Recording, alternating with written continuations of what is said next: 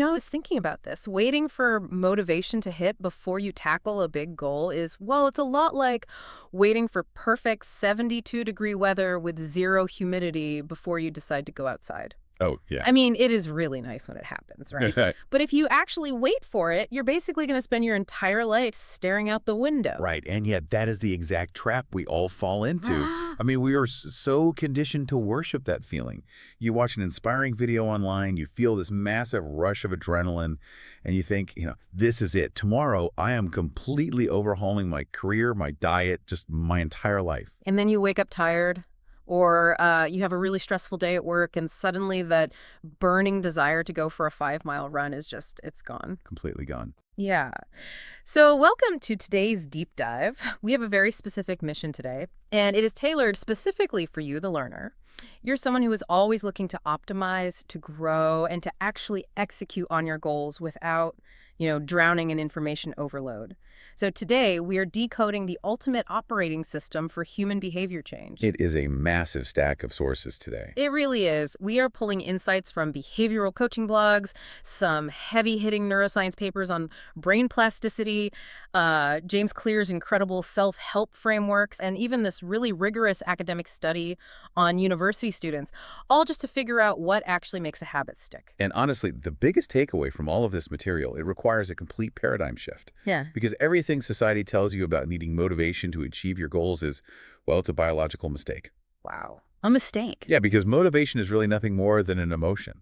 It's like happiness or sadness or anger. It's fleeting, it's incredibly unreliable, and it vanishes the second your environment becomes even slightly difficult. Right. And because we treat motivation as this, absolute prerequisite for action, the lack of it becomes our most convenient excuse. We tell ourselves things like, I'll write that chapter when inspiration strikes, or I'll start the business when I'm in the right headspace. Exactly, which is why the philosophy laid out in James Clear's work completely dismantles that approach. The core argument here is that we have to stop obsessing over goals and start building systems. Okay, break that down for me. Goals versus systems. Sure. I mean, we all know what goals are, right? They are the desired result. Losing 20 pounds, publishing a novel, stuff like that. But goals are actually essentially useless for changing your daily behavior. The system, on the other hand, is the daily process. It is the boring, unsexy routine. There is a quote from the text that just hits so hard on this point. It says, you do not rise to the level of your goals, you fall to the level of your systems. Yeah, that's the one. Bad habits repeat themselves, not because you don't want to change, but because you have the wrong system for change. We usually think we need to feel motivated to take action, right? But the biological reality is that taking action, even when you feel absolutely zero desire to do so, taking action builds momentum. And then the momentum creates the motivation. Precisely. Yeah. Action precedes motivation, not the other way around. So you basically just force yourself to sit at the keyboard and type for 5 minutes, and suddenly, magically, the ideas start flowing. Right. It is about relying on a cold, calculated routine instead of waiting for a warm, fuzzy feeling. And to put the math behind why these tiny systems matter so much, Clear talks about the 1% rule. Oh, I love this concept. It's so powerful. If you can get just 1% better every single day for 1 year, the compound interest of that habit makes you 37 times better by the end of the year. 37 times better, just from 1% a day. Yeah, it's the paradox of making small improvements. A tiny shift in your daily routine doesn't look or feel like much in the moment. I mean, it feels totally insignificant. But over months and years, that microscopic compounding fundamentally alters the trajectory of your life. Okay, so I buy that. I buy that systems are a better strategy than raw motivation. But I want to get into the science here. What is literally happening inside my head when I try to force a new routine? Why does willpower fail us so spectacularly on a physical level? Okay, so think about the last time you stared at a blank screen, trying to force yourself to write a complex report. Or the last time you walked past a plate of donuts in the break room and had to actively restrain yourself. It takes actual physical effort. It does. You are relying heavily on your prefrontal cortex. This is the area right at the front of your brain, and it's responsible for conscious decision-making, planning, impulse control, all that high-level stuff. And keeping that engaged constantly has to be exhausting. It burns an incredible amount of glucose. It requires massive cognitive energy. So every single time you consciously tell yourself no to a distraction or yes to a difficult task, your prefrontal cortex is working overtime. Ah, so that's the physical reality of decision fatigue. Exactly. Your brain is essentially a highly efficient, energy-conserving machine. It hates burning glucose if it doesn't absolutely have to. So it looks for a way to offload the work. Yes. As a behavior is repeated, the brain starts to automate it. It shifts the control of that behavior away from the exhausting prefrontal cortex and passes the baton deeper into the brain, down to the basal ganglia, The basal ganglia. specifically a subregion called the striatum. The striatum is basically your brain's habit center. It encodes routines so you can perform them automatically without burning all that precious cognitive energy. Okay, I get that the brain automates things to save energy. That makes total sense. But what is the actual trigger? Like, how does my brain know the difference between a habit I actually want to keep and an action I just did randomly? Well, that comes down to the dopamine circuit. Ah, dopamine, the feel-good chemical. Right, we always hear it called the feel-good chemical, but neuroscientists actually view it as the learning and reward neurotransmitter. Uh, When you do something that results in a positive outcome, a tiny region in the midbrain called the ventral tegmental area, or VTA, it releases dopamine. and where does that dopamine go? It is sent directly to the nucleus accumbens, which serves as the brain's pleasure and reinforcement center. Okay, so I eat a piece of chocolate, the VTA fires, the nucleus accumbens lights up, and my brain basically logs that exact sequence of events so it can get that feeling again. Exactly. But the research reveals this really fascinating twist about how this actually cements a habit. As a routine forms, the dopamine spike doesn't just happen when you receive the reward. Wait, really? When does it happen? The dopamine actually begins to spike in anticipation of the reward. Oh, wow. So if I'm like a daily coffee drinker, my brain starts releasing dopamine the second I hear the coffee grinder, not when I take the first sip. Yes. That anticipatory spike is the chemical engine of the habit loop. It drives you through the 4 stages: the cue, the craving, the response, and the reward. So hearing the grinder is the cue. Right. And then the dopamine spike creates the craving. Making the coffee is the response, and obviously drinking it is the reward. That makes a lot of sense for one morning, but how does that become a permanent fixture in the brain? Through a mechanism called long-term potentiation, or LTP. How does LTP work? Think of long-term potentiation like walking through a dense, totally overgrown forest. The first time you walk from point A to point B, you are hacking through thick brush with a machete. It's slow. Yeah. It's exhausting. That's the prefrontal cortex trying to establish a new routine. Exactly. But if you walk that exact same path every single day, you trample the weeds. Eventually it becomes a dirt trail, then it becomes a paved road, then eventually it becomes a superhighway. So the brain is physically thickening the neural pathways. It is structurally changing. The synapses between the neurons involved in that specific habit loop, they become more sensitive and efficient. The electrical signals travel faster. And that is why habits are so hard to break. You are no longer just fighting a bad mood. You are fighting against entrenched neurological architecture. Yeah, that's intense. So if my brain is just this lazy machine looking for easy dopamine and paved highways, how do I trick it into doing hard things? I mean, how do we hack our own environment to build the pathways we actually want?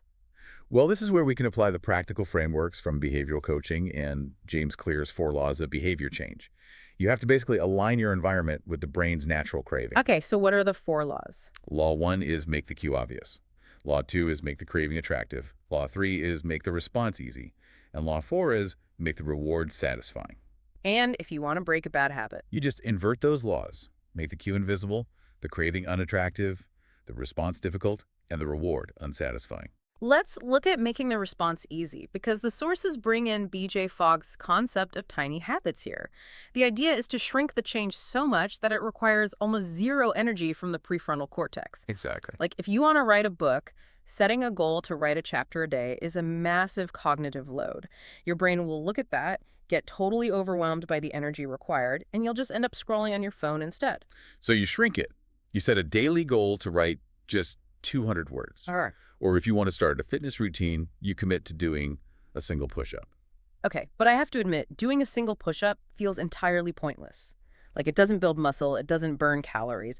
What is the actual value of doing one push-up? You know, it sounds crazy, but it has nothing to do with building muscle. It has everything to do with building the neural pathway. Oh, I see. Yeah, you are establishing the routine of becoming the person who works out every day. You make the cue incredibly obvious, like putting your yoga mat right next to your bed, so it's the very first thing you see. And you make the response so easy that you literally cannot fail. And then you have to lock it in with law 4, which is make it satisfying. The coaching sources emphasize celebrating these tiny wins, which frankly sounds a bit ridiculous. I mean, am I supposed to do one push-up and then stand up and cheer for myself in my living room? It feels incredibly silly. It really does. But it is a biological hack. When you drink a glass of water instead of a soda, and you literally say out loud, "I did it," or give yourself a mental high five, you are artificially spiking dopamine in your nucleus accumbens. Wait, really? Just by saying I did it? Yes.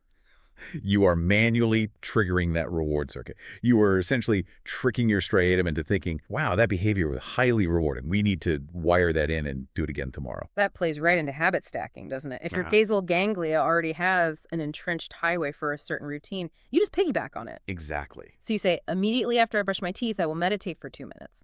You don't need to create a new cue from scratch. You just use the old automatic habit as the trigger for the new one. Right. It completely bypasses the need for the prefrontal cortex to remember to do the new task. You are merging the new dirt trail with the existing superhighway. That fundamentally changes how I view daily routines. So you shrink the change, you artificially celebrate to get the dopamine hit, and you stack it onto an existing highway. Yeah. But I want to push back a little here. What happens when you hit a wall? Like, you cannot habit stack your way through writing a 50-page master's thesis or studying for the medical boards. No, you definitely can't. Right. Those tasks inherently require sustained, exhausting effort from the prefrontal cortex. At a certain point, the brain's automated systems just aren't enough. And that is the exact friction point addressed in the academic study we looked at, the one on the self-regulation of academic motivation, or the SRAM study. Yeah, let's talk about that. Because when a task requires a massive cognitive load, the basal ganglia cannot do the heavy lifting for you. The prefrontal cortex must stay engaged for hours. So how do you keep the system running when the task is inherently difficult and high friction? Well, the SRAM study surveyed almost 400 first-year university students to see what psychological strategies actually correlated with high academic achievement. They measured 7 different dimensions of self-regulation to see how students kept themselves focused. What were they actually measuring specifically? Well, they looked at strategies like mastery self-talk, which is basically telling yourself you're studying for the pure love of learning, to truly master the subject matter. They also looked at relevance enhancement, where you try to connect the boring material to your everyday life to make it more interesting. Okay, those sound like the healthy, noble ways to motivate yourself. Like, it's what every teacher tells you to do. Right. But they also measured strategies on the completely other end of the spectrum, things like performance extrinsic self-talk. Which is what? That's intensely focusing on external rewards, like getting a straight-A report card or landing a really high-paying job. And they also measured performance relative ability self-talk. And what does that look like in a student's head? It is comparing yourself to others. It's that internal monologue of, if I don't master this, I'm going to fall behind my peers, or I want to prove I am smarter than the rest of this class. I mean, it feels almost taboo to admit that you're driven by grades or by wanting to beat your classmates. We are so conditioned to believe that intrinsic motivation, doing it for the pure love of the craft, is the only valid way to operate. And yet, the data tells a completely different story. The results were shocking to people who hold that view. The study found that mastery self-talk, doing it for the love of the subject, it explained less than 3% of the variance in actual academic achievement. 3%? Wait, so just loving the subject doesn't actually keep you in the chair? No, it was barely a factor in who actually succeeded. Meanwhile, performance extrinsic self-talk explained a massive 18% of the variance, and performance relative ability self-talk explained 6%.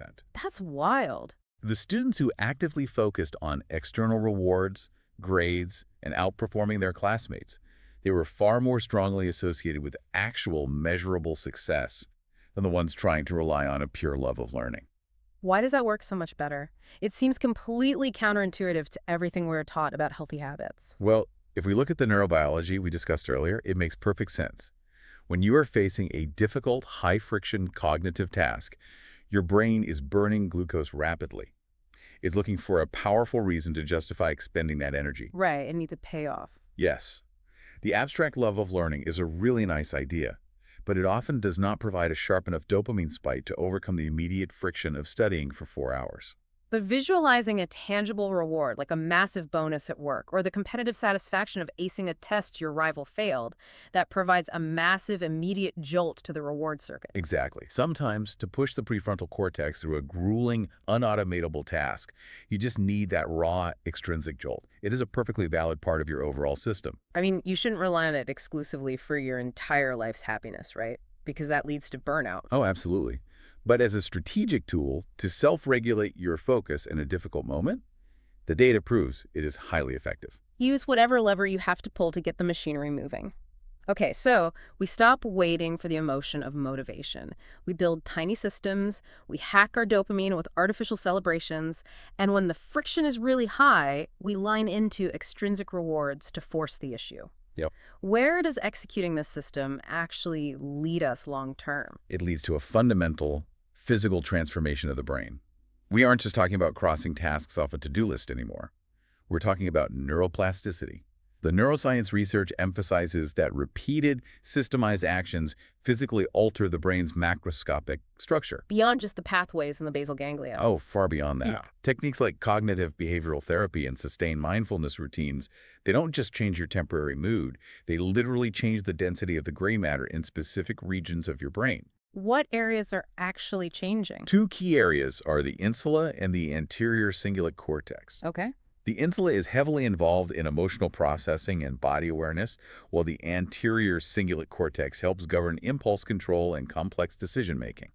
So when you force yourself to replace a bad habit with a good one over a long period. These regions physically thicken. You are pruning old, unhelpful neural connections and growing robust new ones. So by forcing the system, it literally becomes physically easier to regulate your emotions and resist impulses over time. You are quite literally rewiring your hardware. That's amazing. You know, when you try to break a deeply ingrained habit, it's not like pulling weeds in a garden. You are trying to uproot a 50-year-old oak tree. That's a great way to look at it. Those deep roots are your basal ganglia, your long-term potentiation. It is physical architecture.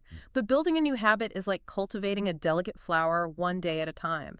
It requires protection, it requires a rigid system, and it requires absolute consistency. But with discipline, that flower eventually takes root and grows on autopilot. And that physical change connects directly back to James Clear's ultimate concept of identity. True, lasting change doesn't happen just because you decide you want a specific outcome. True change happens when you decide the type of person you want to be, and then you accumulate the physical, neurological evidence to prove it to yourself. There is a quote in his work that I love. Every action you take is a vote for the type of person you wish to become. Yeah. And you don't have to be perfect. You just need a majority of votes to win the election in your own mind. Right. So if you do one single push-up, you are casting a vote that you are an athlete. If you write 200 words, you are casting a vote that you are a writer. And as those tiny votes build up, the physical gray matter in your brain builds up through neuroplasticity. You stop saying, I want to be a writer, and your brain begins to recognize, I am a writer, because this is the system we execute every single day. Systems transition the burden of growth from conscious, exhausting effort into automatic, unconscious reality. So, to synthesize this for everyone listening, motivation is a trap. Do not wait for perfect weather to step outside. By setting up foolproof systems, by shrinking the change so small it is biologically impossible to fail, by hacking your dopamine circuits with tiny celebrations, and by embracing the extrinsic rewards necessary to push through the really hard days, you can completely overwrite your own programming. And we've spent this time analyzing how your daily systems physically rewire the neural pathways in your brain through neuroplasticity, which means right at this very moment, your habits are actively sculpting the physical architecture of your mind. So ask yourself, are you the conscious architect of your own brain, or are you letting the random cues in your environment build it for you by